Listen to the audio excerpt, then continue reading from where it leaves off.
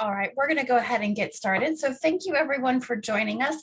My name is Mackenzie Lyon, and I am the Vice President of External Affairs for Perpetua Resources. And again, thank you for joining us today. This is an opportunity for us to connect with members of the public and interested parties to share a little bit about what we've got going on with the Stibnite Gold Project. And we are very excited to get to talk with you today about the Forest Service's released supplemental draft environmental impact statement on our project, including the fact that they've identified our updated project design as the preferred alternative. So today we have with us a couple of subject matter experts from our team here at Perpetua who will walk us through some of the updated plan items and outcomes that we've seen in the supplemental. Quick note before we dive in that if you have any questions today, please feel free to utilize the QA box and function at the bottom of your screen to submit any questions for our team. So to kind of dive right in, those of you are likely aware that our project is located in central Idaho, about 4 hours from Boise or 5 hours from Boise, depending on how quickly you drive, in the Payette National Forest. And if I were to summarize the project, I really believe that we are unique for a number of reasons. The first is that this project is located on an abandoned mine site that is in desperate need of help. And our project is designed to leave the site better than it is today. Secondly, it's because the Stibnite Gold Project would also be the only mined source of the critical mineral antimony, which is essential to both national defense and our clean energy transition. And then finally, we're all really proud here of the approach that we've taken as a company, not only in designing our project to address these legacy issues, but also in our commitment to prioritize community partnerships and environmental responsibility alongside the safe and economic production of the minerals our country needs. So this is a very exciting time for Perpetua. Moving this project forward has absolutely been a labor of love and all worth it, especially now that we see the supplemental draft environmental impact statement, which is showing us that after 6 years of regulatory review and public feedback, the project is improved and we're really proud of it and we're ready to move it forward. The project will provide net benefits to this historic site, leaving water quality, habitat, and rivers better than they are today. And then again, it is now more important than ever to regain control of our critical mineral supply chains that are urgently needed to support clean energy and national defense. And before we dive in, it's really, I think, helpful to understand a little bit of the past of Stibnite before we talk about its future. So the Stibnite mining district has a long history that goes way back to mining in the region in 1899 for silver and gold. But this site didn't really take significance until the eve of World War II, when the US didn't have a source of tungsten or antimony, and we needed one. And so the government set out and found both tungsten and antimony here at Stibnite. And in fact, Stibnite went on to produce the majority of both minerals for the war and is credited for having shortened the war by a year and saving 1 million American lives. And this is just how important it is to source these minerals here at home when and where we can. However, at the same time, we have all this history to be proud of. It also left a legacy that needs to be addressed. There are many environmental legacies that have been left behind because this was mined at a time when there wasn't the regulatory environment that we have today. So today, water is heavily degraded with arsenic and antimony from millions of tons of legacy waste and tailings that have been left behind, unconstrained. The headwaters of the Salmon River, the East Fork, South Fork of the Salmon River, flows into an abandoned mining pit, which has blocked fish migration for over 80 years. And just generally habitat conditions are degraded. And honestly, that's where we get to come in. Because while this is a brownfield site, we also know that there is a robust mineral reserve still available at Stibnite. So our project economics are built on a reserve of 4.8 million ounces of gold, which makes it possible to then produce the 148 million pound antimony reserve and makes it possible to address the environmental legacies at site today. So why is antimony important? Well, it's important because we need it. Antimony is a strengthening element in alloys and makes them resistant to corrosion. It's used as a flame retardant. It's also used in solar panels and semiconductors and our cell phones and as a primer in many military munitions. And it's also key to liquid battery technology. The problem is China, Russia, and Tajikistan control 90% of the global supply, and we have no mined source here in America today. But our project can be that solution. We can provide up to 35% of annual commercial demand for antimony in this country in the first 6 years of production. So we have the right type of antimony. We have a large independent supply that really can be helpful and meaningful. So we've also known that if modern mineral development were going to take place here at Stibnite, we would have to bring with it solutions to the abandoned environmental legacies and bring value to our communities. And so over the last 12 years, we've been diligently moving forward on this vision. And in 2016, we submitted our project to the U.S. Forest Service for review under NEPA. We are now in our 6th year of a joint review process under NEPA. In 2020, as many of you may know, the draft environmental impact statement was released, and there were 75 days of public review and comment period. And now, just recently, on October 28th, the Forest Service released the supplemental draft EIS for another 75 days of public review and comment. On this schedule, we are hopeful for a record of decision in late 2023 or early 2024, which would put us on track for production in 2027.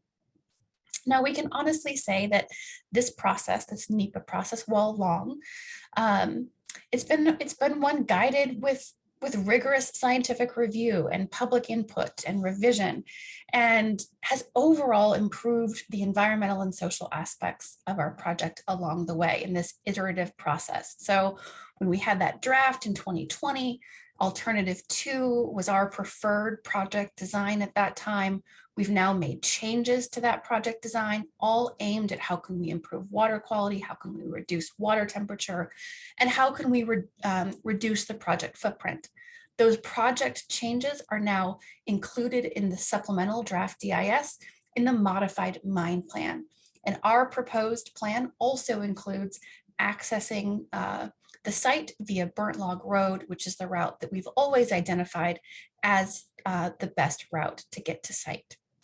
And the good news is that the agency has identified our modified mine plan as the preferred alternative. And they've done so because we've improved water quality, because we've eliminated the need for permanent water treatment, which we'll talk more about today. We've improved water temperature, and that the transportation route is the safest for the community and the environment, and that it meets the purpose and need of NEPA. And so with that, I will hand it over to Jean and Rob to talk through some of the other environmental matters associated with the project. But don't forget, if you've got a minute and have a question, let us know in the QA boxes on the bottom of your screen.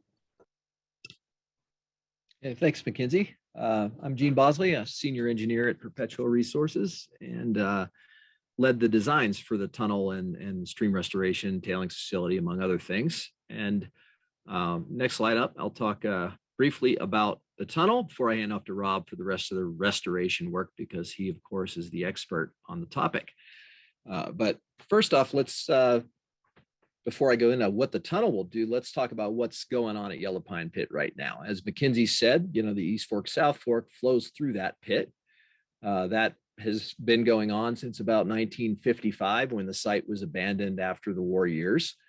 The river poured off the then high wall once the diversion tunnel, which is in the hillside here in the back of this picture. You can't see it being underground, but that's where the old diversion tunnel used to be, on the eastern hillside.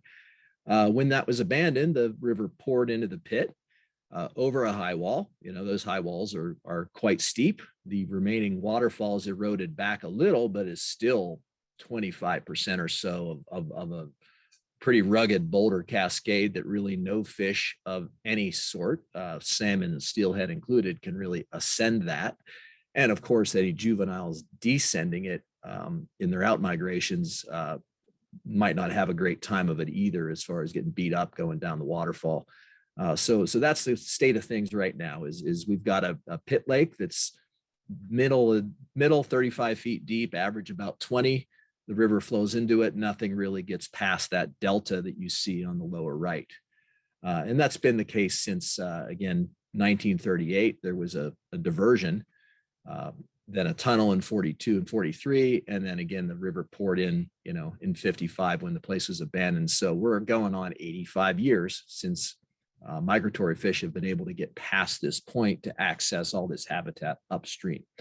The other point is, Mackenzie showed you a picture of Blowout Creek, where in 65 a dam failed. It was overtopped overnight during an attempt to lower that dam, and that's led to ongoing sedimentation, and a lot of that sediment really settles here in the pit lake, and is why you see that big delta forming that's gradually filling the lake in from right to left here. Next slide. Now, the solution here, of course, ultimately, we plan to restore the East Fork in more or less its original configuration, and in fact, likely better, as Rob will describe, across that backfilled pit. But first, we have to mine that pit. We'll remine that yellow pine pit. To make that happen, we have to get the river around the pit.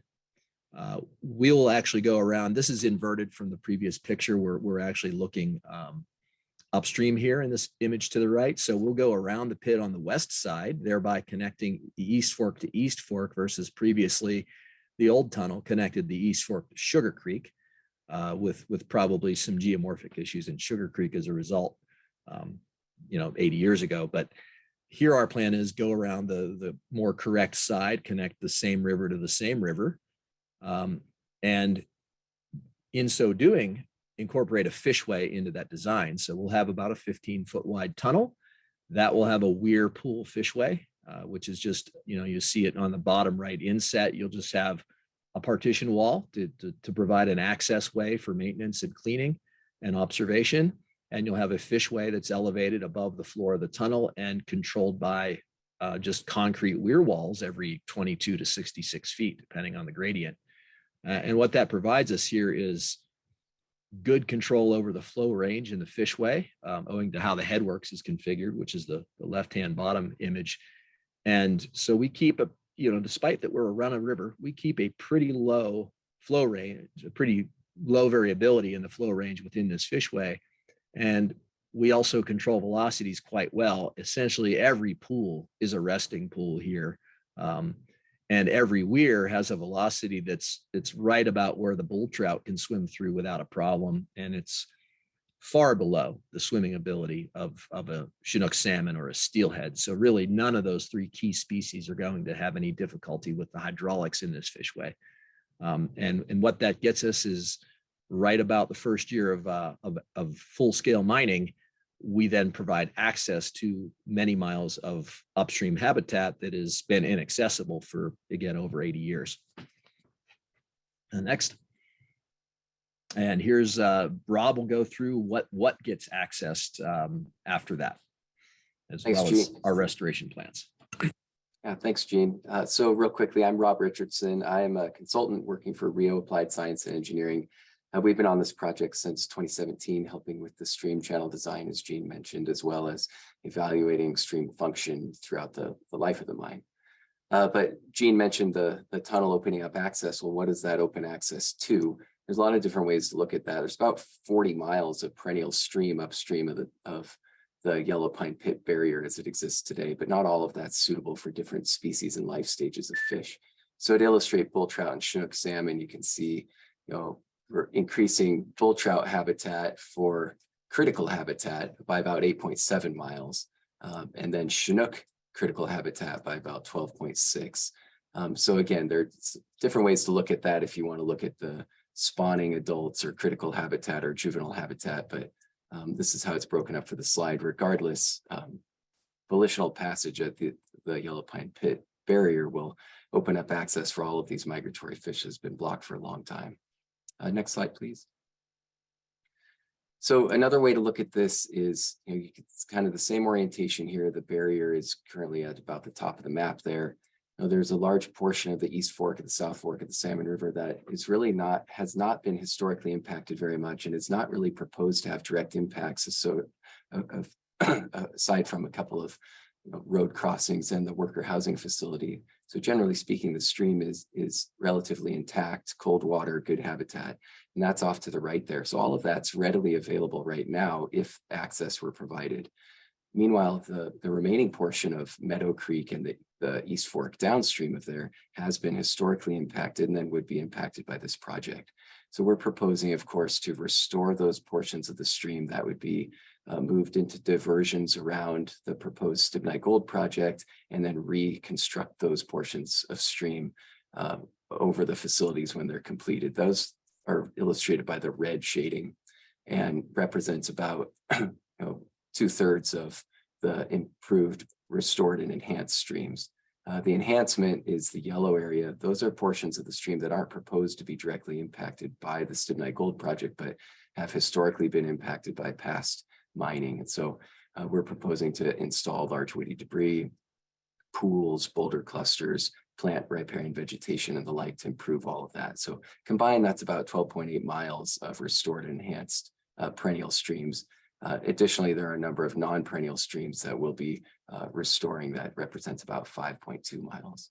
But all in, there's about 20 plus miles of perennial stream that is upstream and considered to have fish habitat from upstream from the Yellow Pine Pit barrier. Next slide, please. All right, so when we started, and the reason we were brought in on the project is that our company focuses really on restoration, that there have been associated with this project site past reclamation efforts. And I really want to just point out the difference. It's often referred to as reclamation when a mine is closed, but on top of the standard reclamation, which is really just focused on stabilizing the site. We've been tasked by Perpetua to implement a true restoration philosophy in our design, which is really to emulate natural conditions that are more dynamic, deformable, resilient to things like climate change, and mimic natural conditions. And we evaluated a number of reference sites in the vicinity and have used a number of regional regression equations and standard restoration protocols to develop a design that really mimics that restoration of a natural channel that can move, migrate, do the things that natural rivers do, rather than just be totally stabilized by rock riprap, for example. So these are just a couple of pictures of a project that I worked on the Yankee Fork, which was a placer mine restoration effort. Next picture, or next slide, please. All right, so I'm going to walk through 3 of the sort of principal areas that we're looking at just to provide an example. So one of them is the Yellow Pine Pit backfill. As Jean mentioned, the tunnel would be in place while mining occurs, but that finishes around year 5, and the backfill starts occurring within Yellow Pine Pit as mining occurs in other parts of the project. By year 10, that backfill is done, and we can begin restoring the stream channel over this backfilled area, and that's finished by about year 11. One thing we were able to do in developing this design is work with the mine plan engineers at Perpetua to ask them if they could place that backfill in such a way that we can create that S-shaped channel and floodplain that you see in the image on the right. And that allows us to reduce the gradient somewhat from about what would have been about 6% to about 4.5% gradient through there. It also allows us to incorporate what's called a wall-based channel, where Hennessy Creek and Midnight Creek flow in from the west and east respectively. So those 2 streams currently are cold water, small streams, but they don't have any fish in them, partly because they're barriers, partly because they're small. We're proposing to have those flow out onto the new floodplain associated with the East Fork and the South Fork, and occasionally receive some flood water from the East Fork, the South Fork, illustrated by those dashed lines, that would help maintain pools and create habitat in those channels. But during low flow times of year, the cold water of Hennessy and Midnight Creeks would populate those channels as they're perennial and provide off-channel rearing habitat that really is is unique in this environment. There's not a lot of off-channel rearing habitat in an otherwise relatively steep and confined valley. So that's something that we're able to achieve with this design. In addition to replacing the yellow pine pit lake, which, although the yellow pine pit lake was not a natural feature, the bull trout in the area in particular have utilized that and developed an adfluvial life history where they spend significant amount of time in the lake. And that's considered to be important for that species. And without replacing that lake, that would be lost. So we've included the replacement of that lake with the so-called stibnite lake. It also provides temperature benefits, which I'll discuss in a minute. Next slide, please. Just to illustrate a cross-section of what this channel and floodplain would look like. Please note this is not to scale, but just to help illustrate when when mining is occurring in yellow pine pit, the pit needs to be dewatered of groundwater. So that gets drawn way down, and then it gets backfilled with relatively porous rock. And it takes a number of years for that groundwater to rebound to prevent the stream channel from just flowing down and being lost to that porous rock underneath that's used for backfill. We'll be using a stream corridor liner, and that's a geosynthetic clay liner that would go underneath the stream corridor, not just the stream channel itself, but the whole floodplain. So that 170 to 345 foot wide floodplain, and then at depth of 11 to 16 feet, depending on the kind of maximum calculated scour depth at any location within that corridor. And what that allows us then is to have the liner underneath that allows the floodplain material above that to be saturated and essentially create an isolated groundwater condition while the regional groundwater rebounds, but enabling at the same time for the stream to migrate laterally, vertically, do the things that streams do without being impinged by artificial constraints such as boulder riprap or something that a more traditional reclamation approach would limit the stream by. Next slide, please.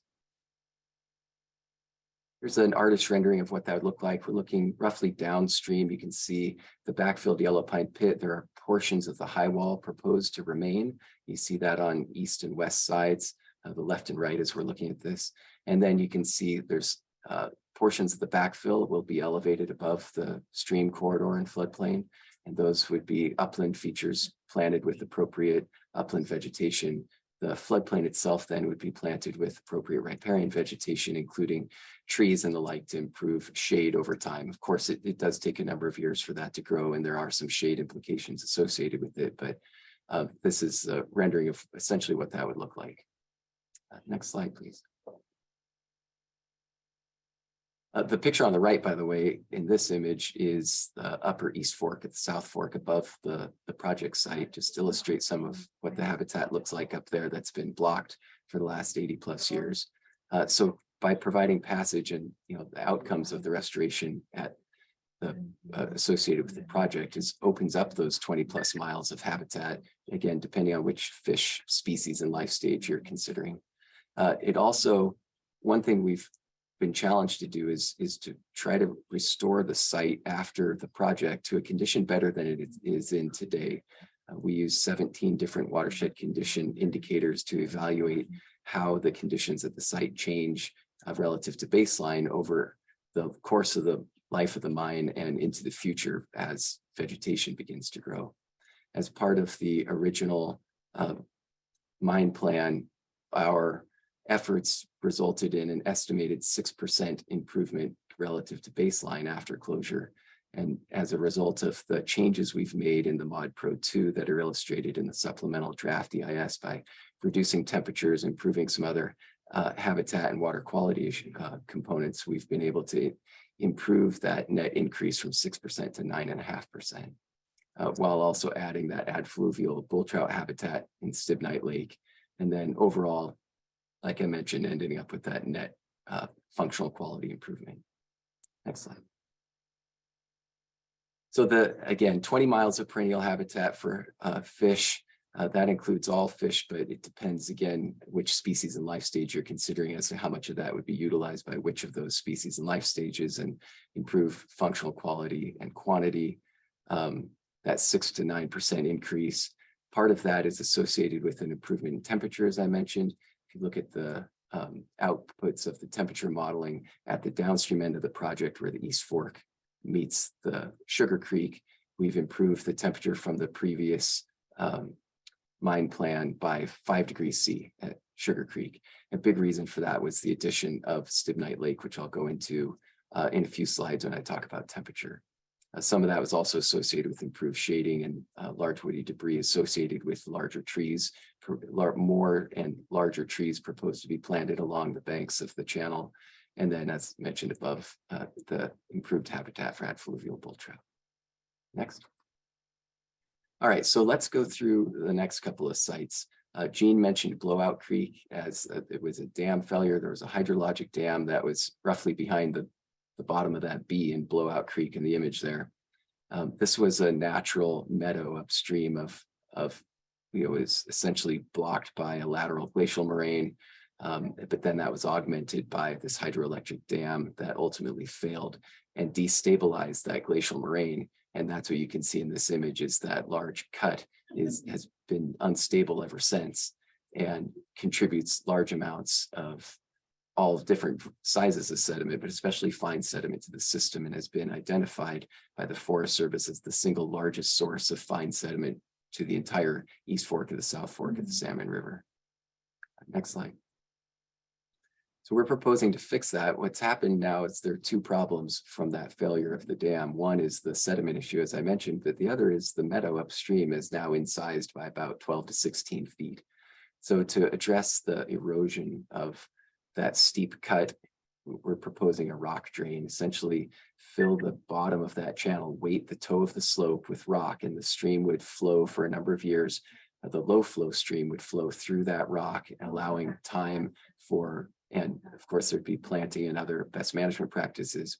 That would allow time for the stream or for those slopes to be stabilized rather than being undermined by the erosive forces of the stream every year. At the end of the project, when those slopes have been stabilized, then the stream would be brought back up on top of that rock fill to a newly restored channel, as is depicted in that kind of top middle image. And what that would allow us to do then, in addition to stabilizing those slopes, if you go to the next slide, is to, at the top of that cut, to provide a grade control so that we could reestablish the water surface elevation in that meadow and reestablish a wet meadow rather than what's become a dry meadow and is being now populated by more and more conifers. So you can see the existing image on the right and the proposed on the left illustrates the wetlands that we'd be able to restore by reestablishing that water surface elevation through that meadow. I want to be clear, we're not trying to restore the water surface elevation to what it was when the hydroelectric dam was in place, only to what it was historically prior to any impacts on site. Next slide, please.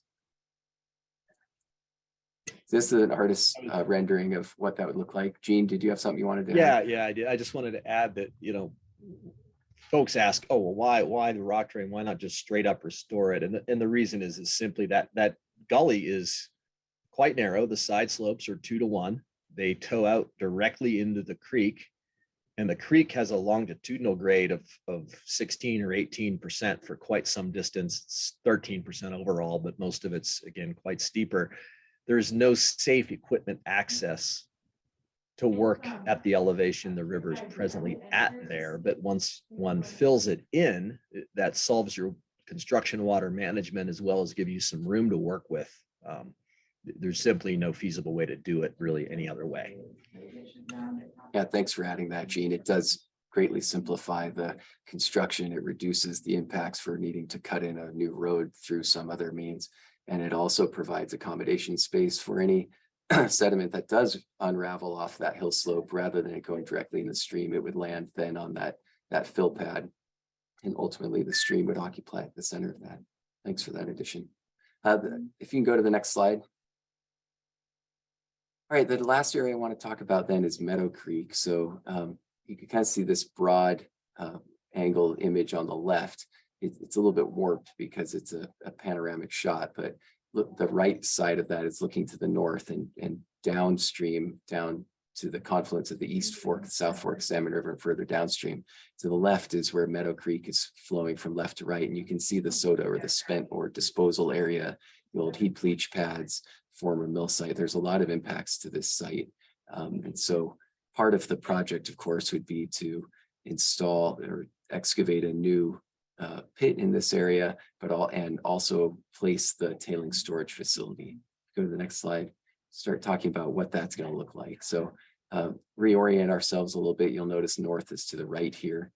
This is Upper Meadow Creek. So underneath that orange blob there is roughly where the spent ore disposal area currently sits.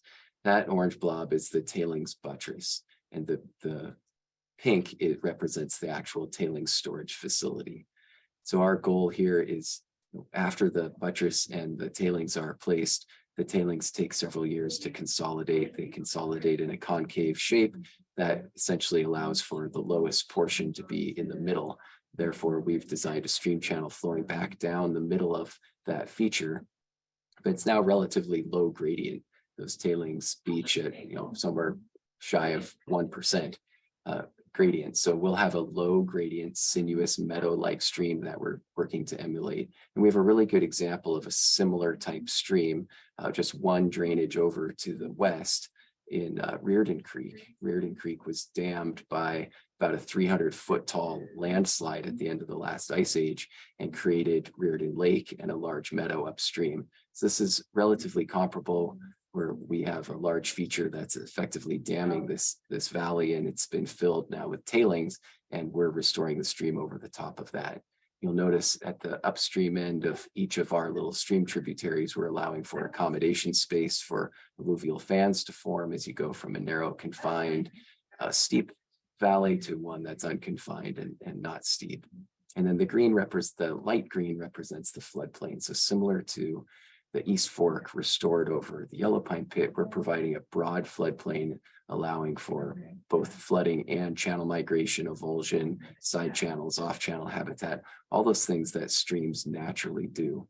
Let's go to the next slide. Here's a similar cross section of what that would look like, very much like on the Yellow Pine Pit backfill.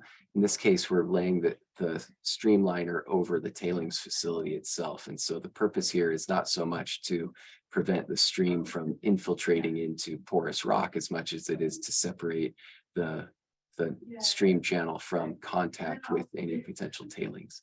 And so that stream corridor liner again lines the whole width of the floodplain at a depth of, in this case, about 5 to 12 feet, because the scour potential on this low gradient smaller stream is not as high. So the stream will be allowed to migrate through anywhere within that corridor that's 90 to 250 feet wide, scour pools, have beaver dams, do all the things that streams do without interacting with that stream corridor liner. Next slide, please. All right, I promised I'd talk a little bit about temperatures. Let's look at that. Mentioned that there were improvements from the last plan that was summarized in the draft EIS, and now this Mod Pro 2 plan that's summarized in the supplemental draft includes these 4 improvements from a temperature perspective. One is we're including more tall trees in our planting plan, namely spruce. There were a handful of spruce trees proposed initially, but we went back and looked at our reference conditions and realized there's actually quite a bit larger spruce community in some of these wet forested meadows and riparian areas, and included now a more dense and broader width of spruce plantings to increase the shade along streams. We've extended some of the stream corridor liners to prevent loss of flow in Meadow Creek and the East Fork. Essentially, if you lose too much flow to the groundwater, then you end up with less water, surface water in the stream. It heats up faster and it can cause temperature problems. Stibnite Lake is a big one. So if you look at the USGS gauge data currently on site, there's a gauge upstream of Yellow Pine Pit and there's a gauge downstream of Yellow Pine Pit. The gauges, in addition to measuring discharge, have also been measuring temperature for a number of years. The temperatures going into the Yellow Pine Pit Lake are are warmer than going out. That is to say, the maximum stream temperature is warmer going in than it is going out. The average temperature actually increases.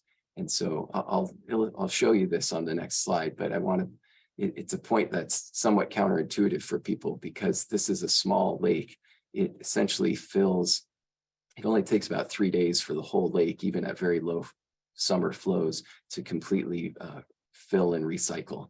So you're mixing 2 or 3 days worth of cold evening and nighttime water with 2 or 3 days of warm daytime water. And what that does is buffer those maximum and minimum temperatures as within the lake so that those maximums come down, the minimums go up, but it also raises the average temperature slightly. So we have to be careful of what we're talking about here. The maximum temperatures as a result of that lake dropped.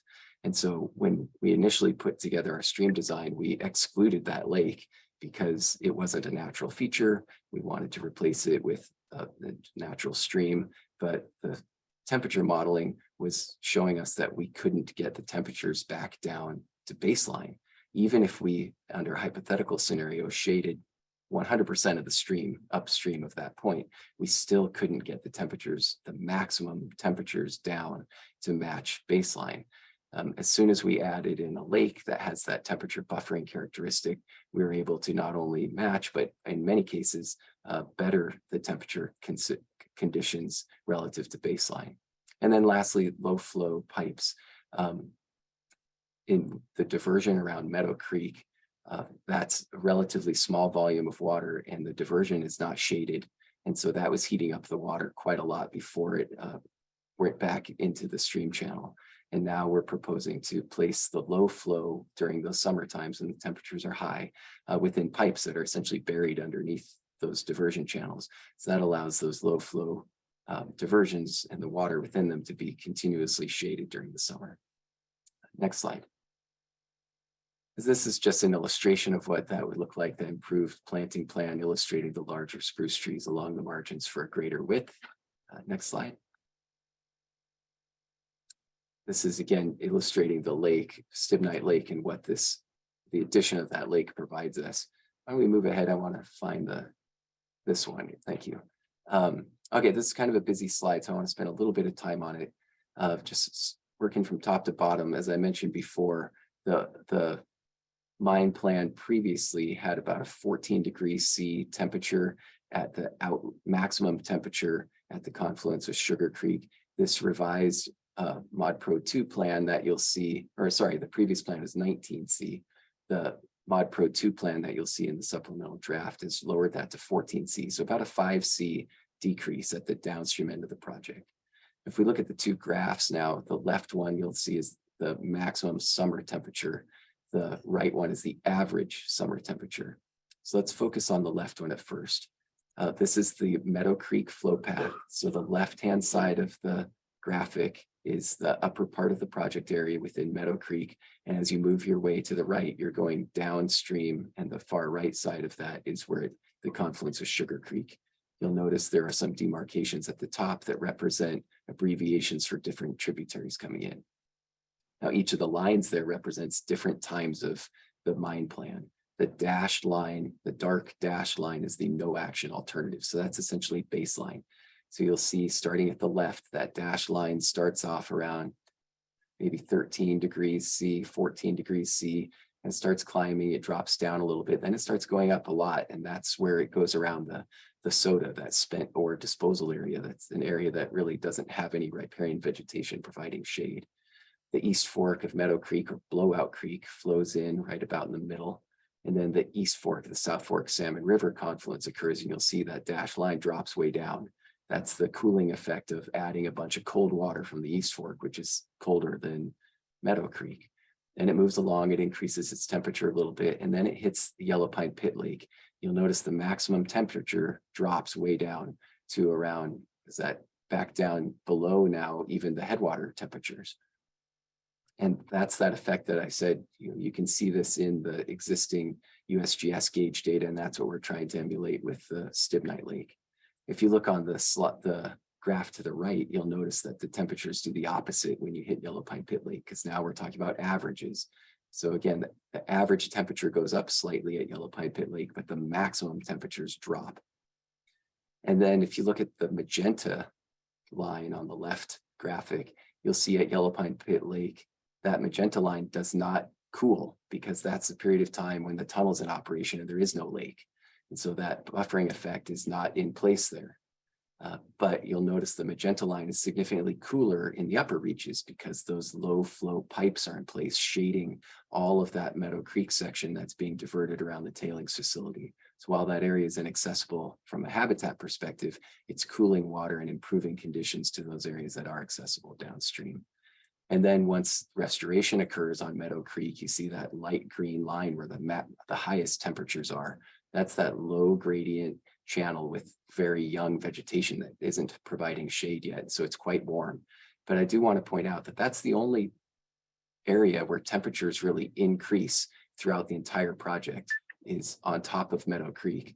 Once you get downstream of the East Fork of Meadow Creek or Blowout Creek, you'll notice that all proposed mine years are at a lower temperature than baseline, with the exception of the period of time that the tunnel is in place below Yellow Pine Pit, where we don't have those temperature buffering effects. So there are sections where the temperature is increased, but by and large, the temperatures are close to baseline or actually quite a bit colder than baseline, depending on which year and which area you're looking at.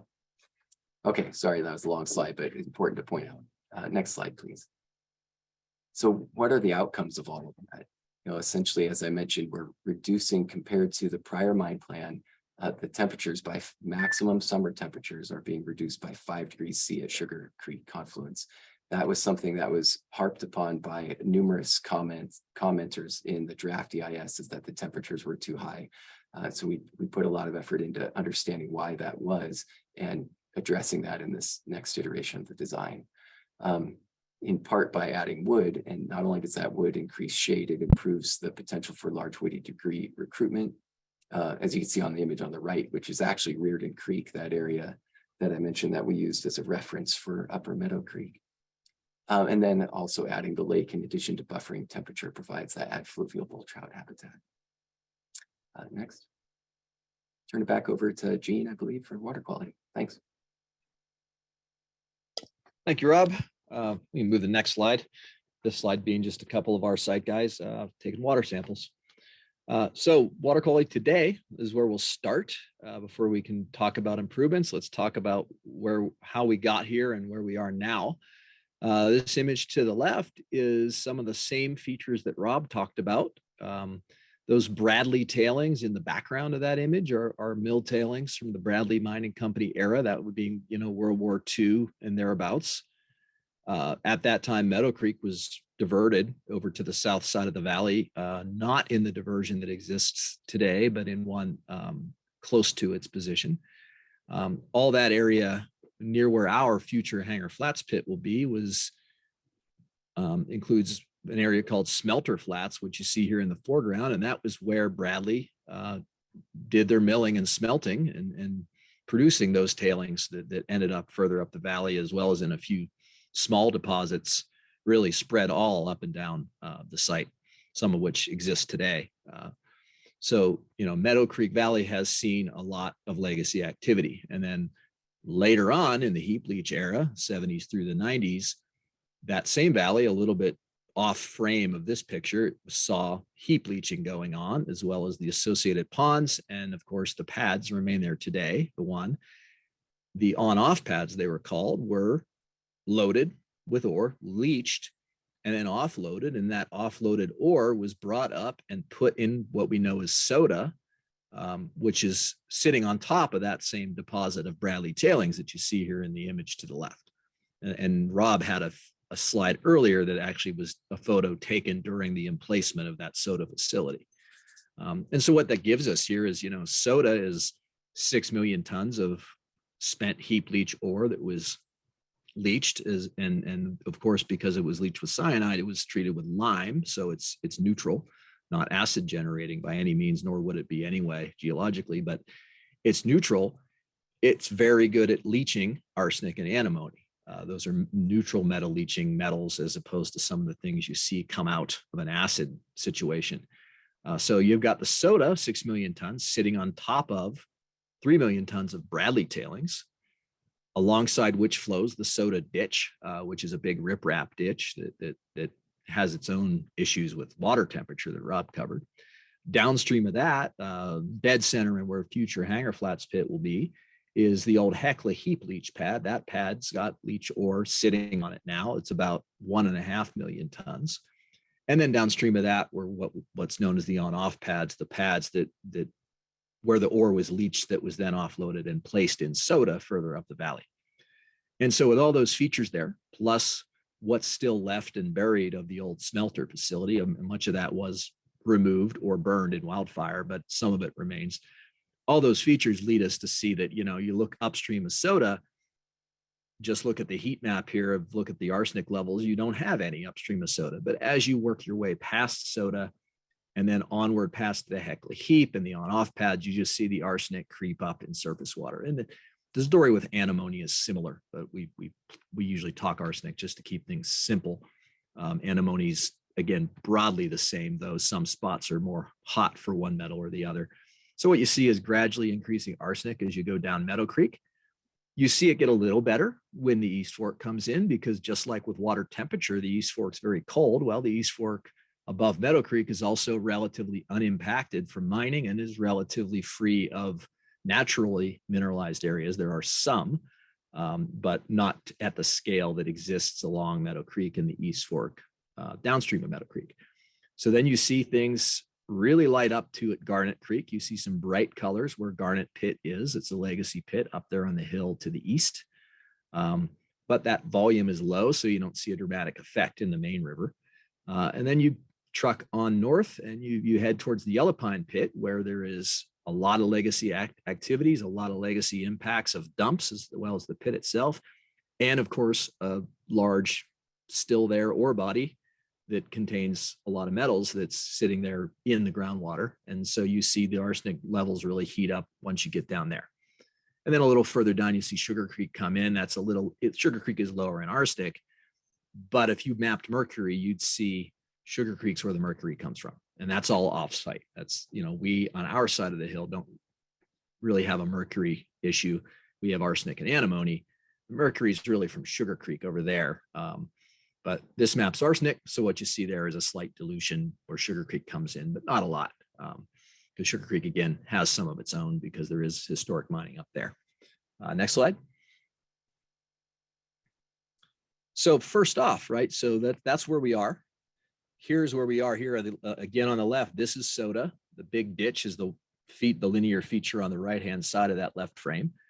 One of the first orders of business for us is to reprocess or remove soda and what lies under. Soda will make good dam construction material. However, knowing that it's a metal leaching problem, we plan to place it compacted, high and dry, above the former valley bottom underneath the dam and covered by what will become the basal liner of the tailings facility. So after we start construction, soda as well as the Hecla heap are incorporated into the tailings facility and covered with a liner that will be the cap for them, but the base liner for the tailings facility, thereby isolating them from water interaction thereafter. The Bradley tails then, that's what lies under soda.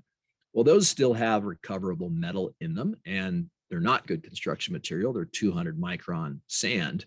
The Bradley tailings will be reprocessed, and they will be then mixed in with our own tailings from all of our ore and stored inside of our tailings facility along with the rest of it, and recovering in the process about 120,000 ounces of gold and probably some amount of antimony, but I can't remember the numbers there.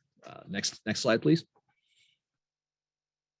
And then other issue, of course, with us as well, we remove these legacy features, but what will we do with our features? We will generate more waste rock and tailings. Well, we're going to generate waste rock and tailings, but we plan to manage them under more modern techniques and under a modern regulatory regime.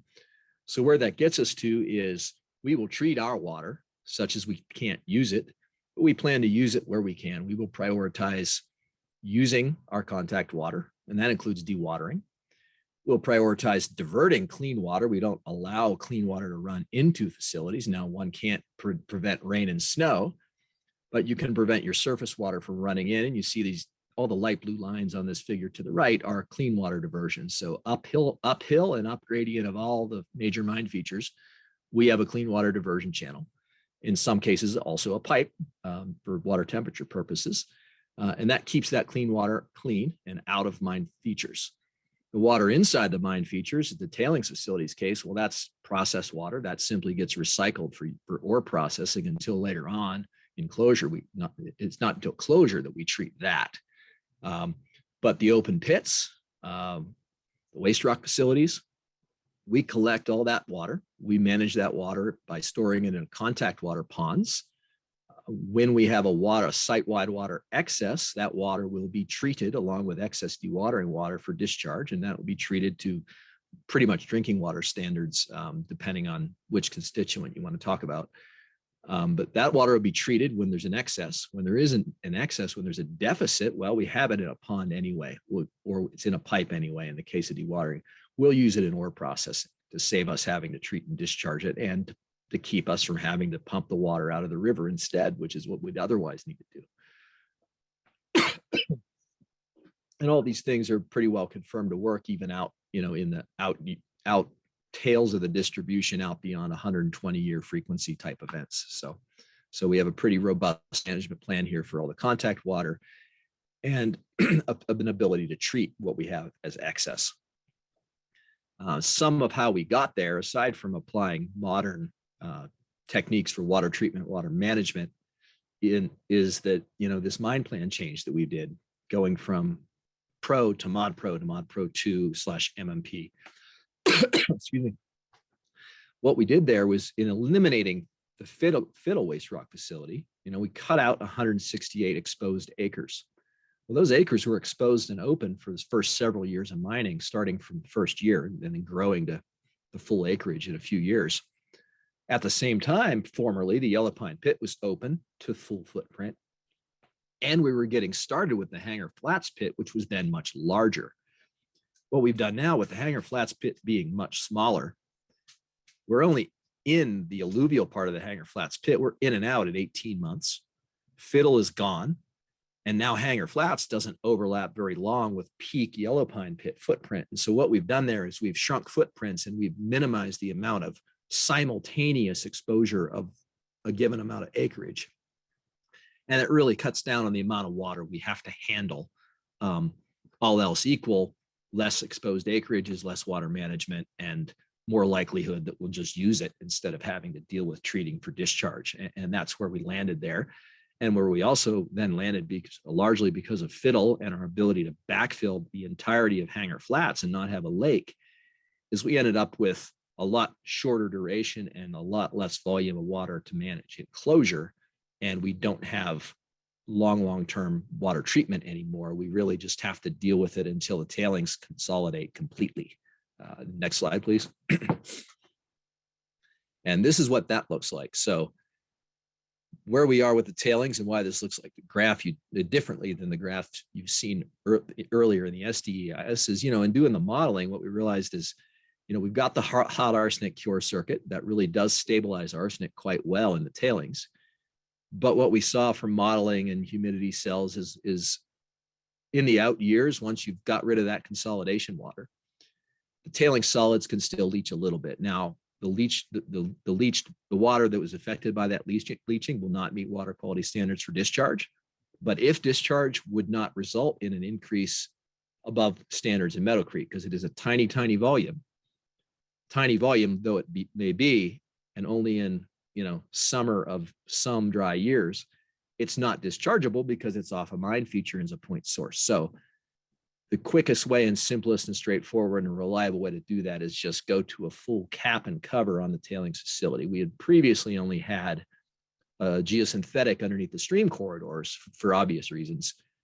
We now have extended the use of geosynthetics under the full footprint of the tailings. So the tailings solids themselves become disconnected from interaction with surface water. And what that gets us isn't just long-term protection there. It also gets us a lot less water to treat. You look at this lower left here on the graph, year 15 through 23, and 23 is when the cap is completed and the river goes back. You see us up to 1,000 gallons per minute seasonally, but we have 400 acres of tailings that gets rain and snow that mixes with the consolidation water, and we have to treat all of it. Well, once you put a cap on, you have an overliner drain you can pump, and you have drains under the cap you can drain by gravity. You're limited to just your consolidation water. And so once you hit full cap in year 23, you're down to less than 200 gallons per minute and falling to treat thereafter. And that really goes to essentially zero at about year 37. You hear us say year 40. Well, that's for the sake of a round number. Modeling puts it out at 37. So this is the new picture of post-closure water treatment. Is you've got tailings facility water. You've got a little bit of early days there with also buttress water, but remember the buttress was mostly concurrently reclaimed, so it's not producing a lot of contact water when you finally get to close the mill. So this is the new picture of post-closure water treatment, is seasonally variable up to 1,000 or so, followed by a declining very low number as you are dealing with simply the tailings drain down. And also note, this is a conservative approach too, because really we will phase and plan to phase the covering of the TSF. Years 19 through 23 will not peak at 1,000 every year. You'll see that peak get dropped each successive year as we take segments of the tailings facility offline as we cover them with the geosynthetics. It's just that we're not taking any credit for that in the planning or the impact analysis. We're assuming a cover is teleported in year 23.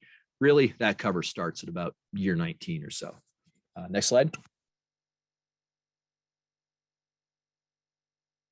Okay, so and then here, I guess, is a summary of some of what we've done here. Rob's covered a few, I've covered a few in more length, but this is more the summary. So first, backfill. Hanger Flats pit is fully backfilled up to the valley bottom elevation. The pit lake goes away. The pit lake was a long-term water treatment liability, as well as had its own influence on groundwater. We reduced waste rock storage. Part of that is because we've reduced the need for it by reducing the size of Hanger Flats. That lets us backfill it all the way. That lets us get rid of fiddle. That makes the buttress bigger and the dam therefore safer, but that's not the topic of today's talk. And we've reduced, as I covered before, between reducing the size and overlap of these facilities, we reduce the contact water they generate in total at any given year. We also reduce the dewatering water they create, which is also contact water, not quite suitable for discharge. And then any excess we have, we treat for discharge. And then finally, we cap and cover really all the mine facilities of any consequence. We'll get some fashion of geosynthetic cap on top of them beyond what we were already capping in the previous plans. And where that leads us is less water for less time and simpler treatment, simpler water management. And this is true really throughout operations and into closure. Next slide. And here's where this lands us as an outcome. This is Meadow Creek below the tailings facility. As you see in the beginning, dramatic drop in arsenic levels. 96% is where they land, but it's a dramatic early drop, and that's associated with removing all that spent heap leach ore. The little more gradual drop in the first several years is associated with removing the Bradley tailings. We've got to spoon feed those into our mill, and we have to have a mill and a tailing facility to do that. So that can't start till the first year of mining. It can't happen during construction. So it takes about 4 years. We consume the Bradley tailings. There's a little bit more time till that impact is realized. And then we more or less stabilize. There's a little blip there before the buttress is covered right there near the beginning of closure. But once the buttress is covered, the tailings facility covered, and the water all being treated, you see steady state conditions for the long term that reflect, a 96% down over what's out there right now. Next slide. Here's the story. This is leaving site. So this is all the way at the north end below Sugar Creek, where Sugar Creek comes in. This is the off-site condition. You see the same dramatic drop early. You see it pick a little bit back up. Not as dramatic of a change. 40% is still considerable. This is a log scale, mind you. So the log scale on the y-axis makes it look like less than it is, but it's a 40% drop for arsenic. 50, which is plotted here. Antimony is actually a 57% drop, so more appreciable. And that's as well as can be expected down here, because remember, there are a lot of legacy impacts unaddressed that are not in our plan, though may be added under our agreements with the EPA. And there is still a lot of natural sources in between the upper end and this point. So 40% is, we think, doing excellent, but we can't get to a number like 96, unfortunately, isn't realistic down this far. Next. And so here, the summary of the summary, I guess, is first off, we have all these legacy impacts currently affecting water quality. We've got a plan to reduce those impacts and pull them out. Some of those, and I didn't cover this, but many of you are aware, we have the AOC agreement with the EPA and Forest Service. Some of these legacy features we talked about in passing are either have water diverted around them right now with the Hennessy diversion that we built this year, or will be removed in their entirety and put in a repository next year. That includes the man camp dumps. And one of the images Rob had was actually of the schoolhouse tailings, what they're known as. They were going to get dug up next year as an early action. And then, of course, the big stuff happens when we have mining scale equipment, and we've got 10.5 million tons to take out of Meadow Creek Valley early in operations. And then having handled the legacy, the big ticket legacy items, we then are responsible for our own items, our own water. And we've got modern and comprehensive techniques there to control all of our own water, keeping the clean stuff clean, treating or using the stuff that is impacted. And where that leads us again is a long-term net improvement in water quality out at Stibnite. And next slide. And I think that's McKinsey to bring us home. That's it. Thank you, Jean, and thank you, Rob, for walking through these important features of the project and the supplemental. So want everyone to know that there are more opportunities to engage with our team. So we'll have another webinar in December. Then we're also hosting office hours, and these are opportunities where our team gets online and anyone can come in and chat with us and ask their questions and learn more about an area that they might be curious about. So I would encourage any of you to take advantage of those. And then, of course, the Forest Service is hosting a number of meetings next week in McCall, Cascade, and Boise. Forest Service team will be there with their issue specialists, and we will be there as well.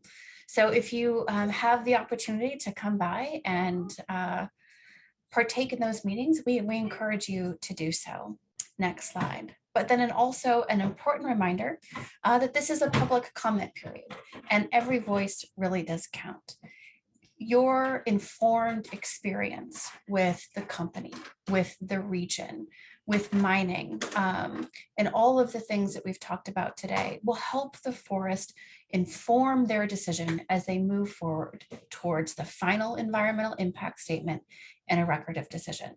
So I encourage everyone, take a few moments and write in. You can review the supplemental itself, both on the Forest Service's website, and we have it on ours as well at perpetuaresources.com/SDEIS. We also have a helpful tool. If you don't know kind of where to get started on your letter, go to supportstibnite.com. That will get you started on some content that you can then modify yourself and have it submitted to the Forest Service. And again, we encourage you to reach out if you have questions or thoughts about our project. And thank you for your time as always. It looks like we have not received any questions, and since we are beyond the top of the hour, I will sign off here, but you can find this presentation will be uploaded to our website soon. And again, thank you for your time, everyone.